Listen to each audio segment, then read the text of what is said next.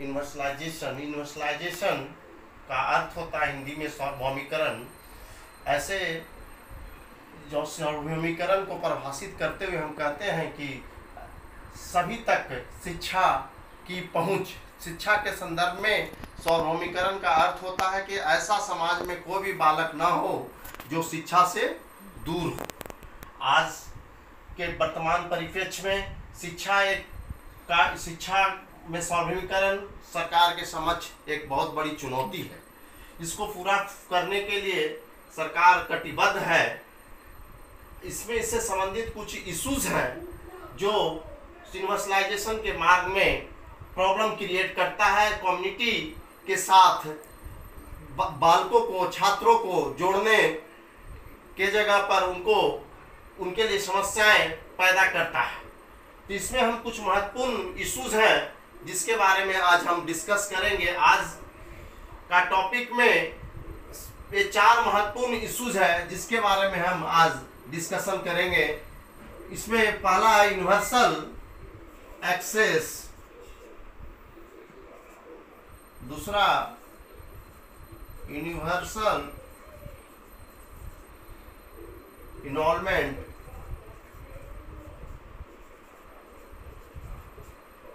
तीसरा universal detention, चौथा universal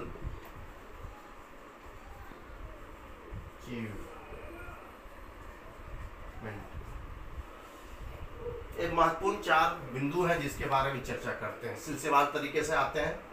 universal access, universal access है क्या?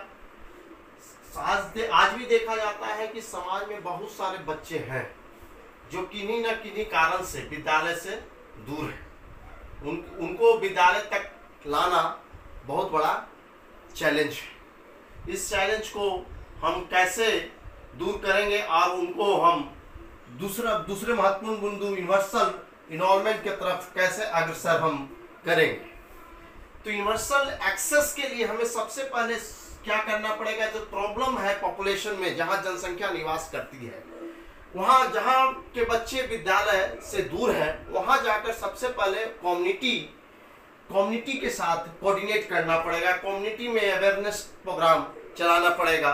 साथ ही साथ जो कम्युनिटी के लीडर्स हैं उनके साथ प्रॉपर कोऑर्डिनेशन स्थापित करना पड़ेगा। प्रॉपर कोऑर्डिनेशन स्थापित करते हुए उनको गवर्नमेंट के द्वारा दी जाने वाली सुविधाएं के बारे में बताने पड़ेगी। उनको क्या एजुकेशन से बेनिफिट्स है, उनमें हम कहने का अर्थ है कि उनमें जागरूकता लाया जाएगा। पुरानी रूढ़वादिता है उसके प्रति उनमें जो सोच है उसको दूर करते हुए उनको विद्यालय तक लाया जाएगा। अब इन सारी समस्याओं का हल करते हुए हम आगे बढ़ते हैं। बच्चा रेडी हो गया स्कूल के लिए, तो अब वो बच्चा नामांकन के लिए विद्यालय आता है। अब हम दूसरा टॉपिक यूनिवर्सल इनरोलमेंट पे बात करते हैं। यूनिवर्सल इनरोलमेंट आज की डेट में बहुत बड़ी समस्या नहीं है। आरटी एक्ट और सर्व शिक्षा अभियान के आने के पश्चात, या कहने का अर्थ है कि सेकेंडरी एजुकेशन में भी जब हम यूनिवर्सलाइजेशन की बात करते हैं तो कोई भी बच्चा ऐसा नहीं है जिसका नामांकन नहीं हो सकता। नामांकन करना उनका राइट है। गवर्नमेंट्स इसके लिए कटिबद्ध है और उनको अधिकार प्राप्त है कि उनका नामांकन से कोई उन्हें वंचित नहीं कर सकता है। अतः उनका नामांकन विद्यालय में आसानी से हो जाता है। अब जाकर समस्या क्या आती है कि उनका नामांकन तो हो गया, लेकिन अब बच्चा जो है विद्यालय आता है, विद्यालय में आना शुरू करता है।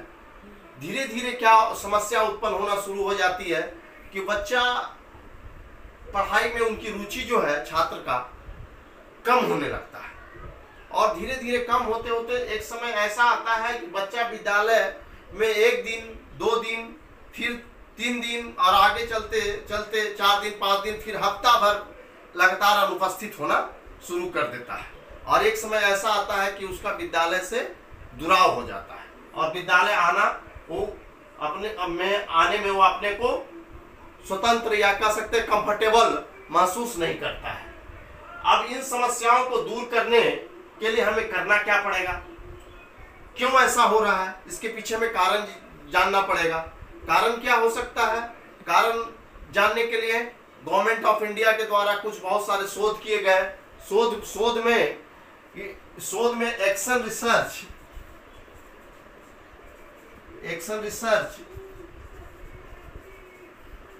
केस स्टडी का सहारा लिया गया। इन रिसर्च के आधार पर यह परिणाम यह निकला कि बहुत सारे बच्चे मनोवैज्ञानिक तौर पर दबाव महसूस करने लगे हैं विद्यालय में। कारण ये भी निकल कर आता है कि जो विद्यालय के शिक्षक हैं, जो पाठ्यक्रम को सही तरीके से बच्चों को समझा नहीं पाते हैं, जिसके कारण उन्हें बोझिल लगता है, पाठ्यक्रम बोझिल लगता है, उनका रुचि नहीं होता है। कुछ शिक्षक ऐसा भी देखा गया जो बच्चों को बार बार डांटते हैं, डराते हैं, जिसके कारण भी बच्चा डरा हुआ, भयभीत महसूस करता है, जिसके कारण भी विद्यालय नहीं जाना चाहता है। कुछ ऐसा भी देखा गया कि विद्यालय के बाहर रास्ते में कम्युनिटी से प्रॉब्लम है, कम्युनिटी में कुछ असामाजिक तत्व है जो रास्ते में बच्चों को डराते धमकाते हैं, जिसके कारण वो बच्चा विद्यालय नहीं आ पाता है।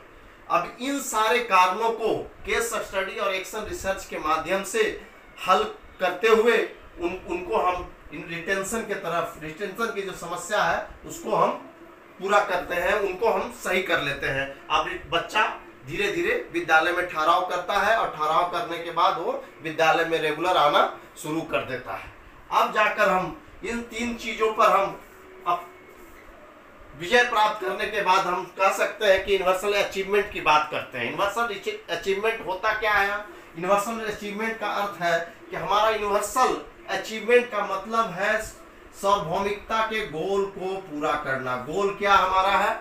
100% लिटरेसी, या कह सकते हैं कि 100% बच्चों को विद्यालय में नामांकन करवाना और उनको गुणवत्तापूर्ण शिक्षा प्रदान करना। सरकार के द्वारा दिए जाने वाले सुविधाएं, सर्व शिक्षा अभियान के द्वारा या अन्य प्रकार की योजनाएं जो सरकार के द्वारा शिक्षा के क्षेत्र में चलाई जा रही है, उसका लाभ सभी छात्रों को हो रहा है या नहीं हो रहा है, इसकी जांच करना, ये अचीवमेंट के अंतर्गत ही आएगा। अचीवमेंट हमारा जो हम बच्चा विद्यालय में जो शिक्षा ले रहा है उसको ज्ञान हुआ कि नहीं उस विषय वस्तु कंटेंट का, उसका अचीवमेंट टेस्ट होगा, उसका तो टर्मिनल एग्जामिनेशन के द्वारा उसकी जांच होगी और बच्चा अगली कक्षा की ओर बच्चा उस टेस्ट के द्वारा उसको अगले कक्षा में उसका नाम पदोन्नति दी जाए या नहीं दी जाए, इसकी भी जांच होगी। इसके अलावा बहुत सारे टारगेट गवर्नमेंट ने फिक्स किया है अचीवमेंट के द्वारा। कितने बच्चों को वस्त्र दिया गया, कितने बच्चों को कह सकते हैं कि माध्यमिक शिक्षा में यूनिवर्सलाइजेशन की जहां तक बात हुई तो बिहार सरकार ने साइकिल योजना में कितने लड़कियों को साइकिल दिया गया, या लड़की जो प्रथम आने वाली लड़कियों को कितने को फैसिलिटी 10,000 रुपये दिए जाते हैं बिहार में, तो उसको दिया गया या नहीं दिया गया। इसके अलावा अन्य छात्रवृत्ति का से लाभान्वित छात्र हो रहे हैं या नहीं हो रहे हैं, ये सारा अचीवमेंट के अंतर्गत आएगा। और अचीवमेंट का बेसिक हमारा फंडा है कि 100% बच्चे जो है हमारे विद्यालय में आ गए, उनका शिक्षा पूरा हुआ। शिक्षा पूरा होने का अर्थ है कि प्राथमिक शिक्षा में कक्षा 8वीं तक और माध्यमिक शिक्षा में कक्षा 12वीं तक उनका शिक्षा कंप्लीट हुआ या नहीं हुआ, और सरकार के द्वारा दी जाने वाली कई प्रकार की सुविधाओं से छात्र लाभान्वित हो रहे हैं या नहीं हो रहे हैं।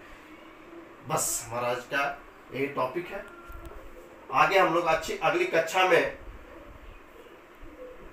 डिस्कस करेंगे।